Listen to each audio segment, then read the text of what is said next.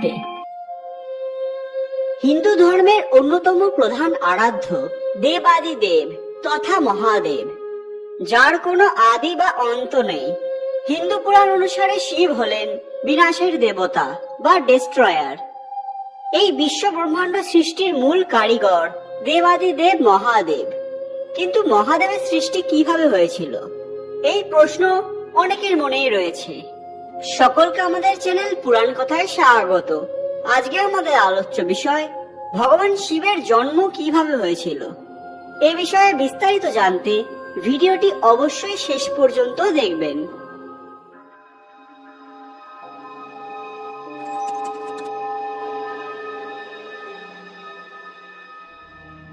পৃথিবী সৃষ্টির বৈজ্ঞানিক ব্যাখ্যা থেকে জানা যায়, এই বিশ্বের সৃষ্টি হয়েছে একটি পিণ্ড থেকে। এক বড় বিস্ফোরণের ফলস্বরূপ সেই পিণ্ড থেকে পৃথিবীর সৃষ্টি হয়। এই রহস্যময় জিনিসটির মধ্যে অফুরন্ত শক্তি তথা ঊর্জা বা এনার্জি পরিপূর্ণ ছিল। হিন্দু শাস্ত্র অনুযায়ী এই রহস্যময় জিনিসটি হল স্বয়ং মহাদেব। এই পিণ্ডটির কোনো বিনাশ নেই, আর শিবেরও কোনো সৃষ্টি বা বিনাশ নেই, অর্থাৎ তিনি অবিনশ্বর। শিব পুরাণ অনুযায়ী আমাদের বিশ্ব ব্রহ্মাণ্ডে 11 জন রুদ্র বিরাজমান। সৃষ্টির সমস্ত জিনিসের মধ্যে এক বিশেষ শক্তি থাকে, জন্ম থেকে মৃত্যু পর্যন্ত যার অস্তিত্ব থাকে। সৃষ্টির মহাশক্তি ভগবান শিব কিন্তু সবকিছুরই সৃষ্টিকর্তা। তাহলে তার সৃষ্টি তথা জন্মের পেছনে কি ব্যাখ্যা রয়েছে? কথিত আছে, একবার এক ঋষি ভগবান শিবকে জিজ্ঞাসা করেছিলেন, হে প্রভু, আপনার পিতার নাম কি? আপনার সৃষ্টি বা কি করে হলো? মহাদেব বললেন, সংসারের সৃষ্টিকর্তা ব্রহ্মাই হলেন আমার পিতা। তখন সেই ঋষি জিজ্ঞাসা করলেন, হে প্রভু, তাহলে আপনার পিতামহের নাম কি? তখন মহাদেব বললেন, সৃষ্টির পালন কর্তা বিষ্ণুই হলেন আমার পিতামহ। সেই ঋষির কৌতূহল অনেক বেড়ে যায়। তিনি জিজ্ঞাসা করে বসলেন, হে প্রভু, আপনার পিতা শ্রী ব্রহ্মা, পিতামহ শ্রী বিষ্ণু, তাহলে আপনার প্রপিতামহ কে?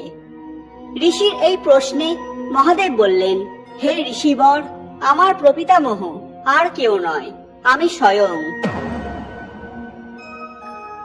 ভগবান শিবের এই উত্তরে সমগ্র সংসার তাদের প্রশ্নের উত্তর পেয়ে যায়।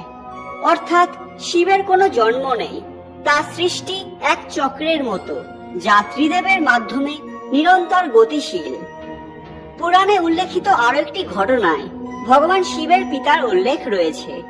পর্বতরাজ হিমালয়ের কন্যা পার্বতীর সঙ্গে যখন মহাদেবের বিবাহ হয়, তখন একটি বিশেষ বিধি সম্পূর্ণ করার জন্য পাত্রের পিতার উপস্থিতি আবশ্যক ছিল, অর্থাৎ মহাদেবের পিতার উপস্থিতি দরকার ছিল।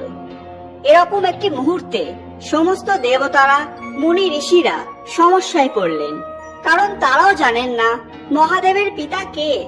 তখন মহাদেব এই সমস্যার সমাধান করতে মহা ঋষি অত্রি এবং তার স্ত্রী অনুসুয়াকে নিজের পিতামাতার কাজ সম্পন্ন করতে বললেন।